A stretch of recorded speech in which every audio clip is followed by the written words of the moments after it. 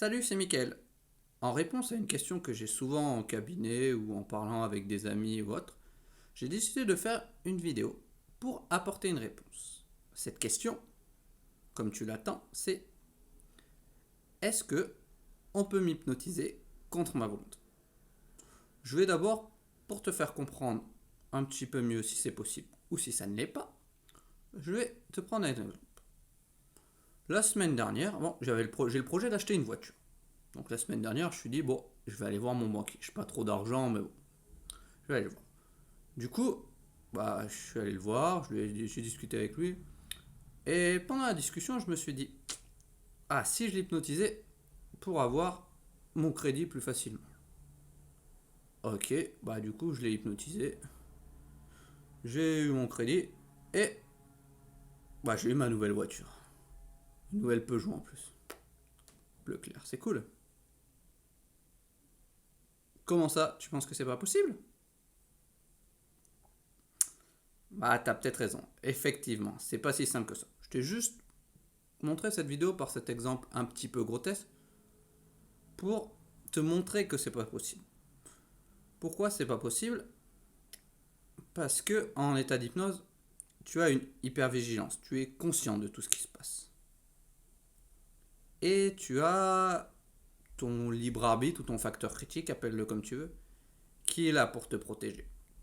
Si une suggestion ou quelque chose te déplaît, tu ne la feras pas. C'est comme ça. Donc, et là, tu vas me demander, mais un spectacle, les gens qui font la poule, qui font n'importe quoi sur scène, pourquoi ils le font? Pourtant, ils n'ont pas vraiment envie de faire ça. Bon, prenons un spectacle. Ils sont allés voir le spectacle. Déjà, ils se sont auto-conditionnés avant pour pouvoir le faire. Et leur corps sait qu'il n'y a aucun danger. Ils ont déjà fait plusieurs actions pour se préparer aux suggestions que va leur faire l'hypnotiseur. Ils ont déjà acheté leur billet de spectacle. Ils ont déjà pris place dans les gradins.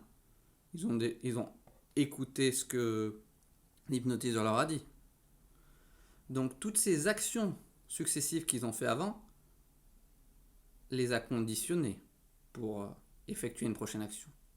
Du coup, ils avaient automatiquement encore plus envie de faire l'action suivante.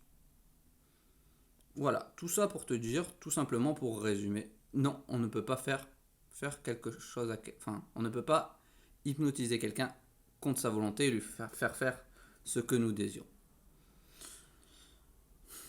Comme on ne peut pas hypnotiser son banquier pour avoir un prêt, on ne peut pas hypnotiser ceux qui font le tirage du loto pour gagner le loto.